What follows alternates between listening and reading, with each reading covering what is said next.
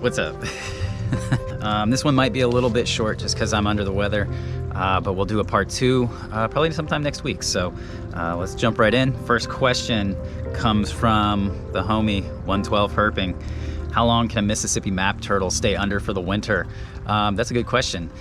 You know, it's going to depend on where you live and the temperatures and everything like that. Here, we've had like kind of a warm winter. I mean, it's 60, mid-60s today, so it's a sunny day. It's pretty decent temperatures. Turtles are basking, and one of my Mississippi map turtles earlier today I noticed was actually walking around and doing stuff. So it doesn't really take much. You know, these guys, if it's a decent day, they're going to get up and move around.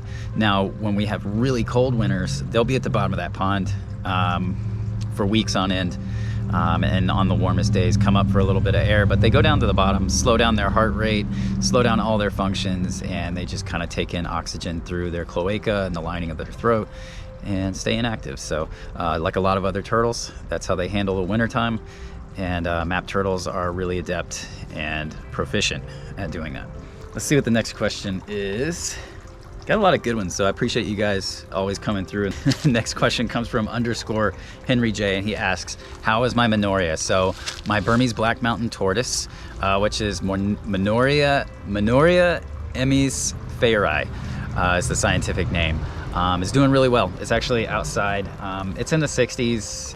Overnight is in the 30s right now, so I'm still bringing it in. But my sulcata, my mountain tortoise, you know, some of the tortoises are out, you know, right now. It's important to bring them out and give them some real natural sunlight if you have the ability through the winter, because natural sunlight is going to be the best thing for them. So it's actually out. It's been kind of going in and out of the water and kind of walking around, and I think it might have walked around and found some little mushrooms and stuff like that to get into, which is one of their favorite foods. So it's doing good. It's hit kind of a growth spurt in the last year, so it's really funny. Now pretty much every time I look at it, it's like getting a little bigger. So pretty cool. All right, Colonia Croatica asks, pond size for a single common snapper. So I would say at minimum 300 gallons. So if the smallest thing I would do for an adult common snapping turtle, because they are an active turtle, would be like a 300-gallon stock tank, because they like to move around, and they like, when they get into an active period, they're gonna pace. So minimum size 300 gallons. I know that Tractor Supply offers I believe it's Tough Stuff 300 gallon. I know Rubbermaid also has a 300 gallon. If you can go bigger, I always recommend bigger. If you're gonna do a liner pond, then you wanna make sure that your liner is covered with an additional layer of either another liner or an underlayment like geotextile material, and then layer rocks and gravel over that, because they do have those really sharp, long, kind of like bear-like claws. So they would make a mess of a liner if they get a chance. Trust me, I've learned from experience. Be very careful of common snappers and liners. If you live in like someplace like Florida or somewhere with a lot of groundwater, you could dig your own, you dig your own pond, let it fill up with groundwater. Just make sure you have a good fence around it, and the snappers will take care of themselves. But yeah, that's kind of rough outline of my recommendations for a common snapping turtle. Jonas Norit, I'm gonna assume the G is silent. He says, can all species of Pseudemes brumate in outdoor ponds? He lives in Denmark, and they have cold winters. Some Pseudemes can tolerate cold water better than others. I have river cooters and Florida cooters and Florida red bellies in this pond behind me. There's even a Rio Grande cooter in there. I leave them outside year-round. I have no problems. The pond will ice over. They just go down to the bottom and they're fine. I live in Georgia, which is the southern US. So our winters, just like today, 64, sunny.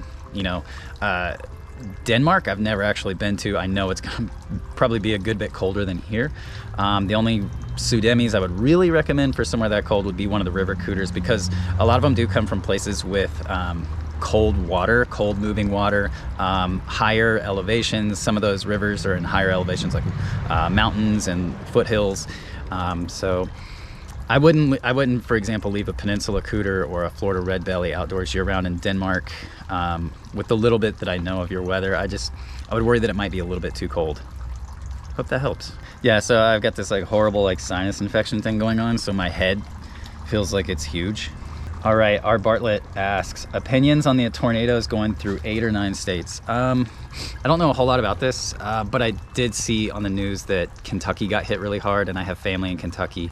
Luckily, it was a part of Kentucky where I don't have any family members. I feel really bad for everybody that was involved in that, and that, I mean, there's nothing you can do. I mean, when weather is that immense and that powerful, it's like they say, duck cover, get underground, do whatever you can. But, in the end, we're all at the mercy of nature.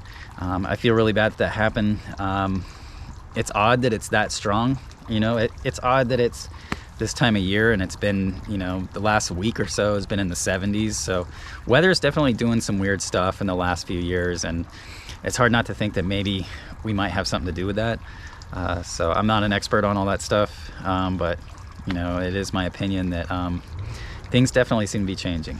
All right, the homie real_Cade, craziest turtle issues health-wise that I've experienced. I haven't, luckily, knock on wood, I haven't experienced a lot of crazy health issues with any of my stuff. I have had a lot of things given to me that had health issues. Like there was the alligator snapping turtle that was given to me, and he had the swollen eyes, and that's never something that I've seen in captivity myself before. So that's a little bit odd, but that comes back to vitamin deficiencies.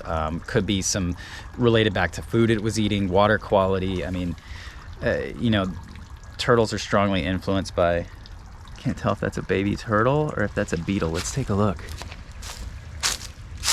Oh, it's a beetle. I thought it was a baby stink pot. Oh, I thought it was a baby stink pot. They look like beetles. Okay, what was I saying? In case you can't tell, I'm sick. But yeah, health issues. Luckily, I haven't really had issues with a lot of crazy stuff. In the past, I have had certain species that just die out of nowhere, and that's really frustrating. I remember I had an Indian star tortoise, was doing great, eating, everything was fine, boom, dead as a doornail the next day. Unfortunately, the same thing happened with my Mata turtle. Came back from a trip, and it was upside down dead in the aquarium. So, sometimes things like that, I mean, it feels like sometimes you can do everything right. They can't really communicate with us, and you really have to pay attention to everything. And, sometimes you do everything right and things just don't make it. So that's part of the hobby. It's an unfortunate side of the hobby, but I think as we go and as we learn, and we learn from each other, I think things will get better, and maybe things like that will happen a lot less. I would hope so. I think that's the only way to move forward. Next question comes from my buddy Dan, the Turtle Man. Can I quickly discuss the importance of consistent low temperatures over sporadic highs and lows? So yeah, if your turtles are going to overwinter, one of the worst things that can happen is for the temperature to fluctuate. For example, if it were to get 75 during the day tonight and then 75, God, I'm so sick, I can't think. If it were to be 75 during the day and then it dropped down to the 20s or something tonight, that would be such an extreme swing that something like that could almost like shock their system, because they can't switch over that fast. Likewise, if it's really cold outside and you freak out and you bring your turtle in because you're like, oh, it's so cold, I'm gonna just bring it in.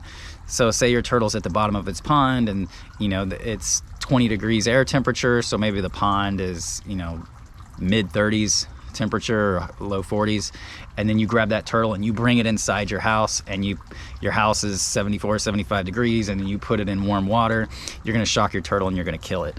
So you got to remember, these are primitive animals, so they're adapted to work with their environment and what their environment's doing, but sometimes an extreme swing can make things difficult for them. So I try to watch the weather, so if I do see there's going to be one of those extreme swings, I try to make sure that before nightfall all my turtles are back in the water or back under cover, because if they stay out too long and then drop into that water and the temperatures drop really fast, they can get shocked and potentially die.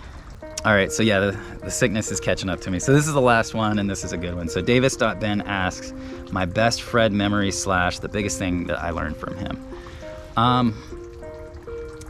I would say I have so many good memories of Fred, but I remember the very first time I showed up there, my buddy Kenan had sent me over there, and Fred had this really cool gate, and I remember pulling up and the gate opened, and here comes Fred, big smile on his face, and just immediately welcomed me in and just started showing me everything he had, and we started just talking about probably a lot about snapping turtles.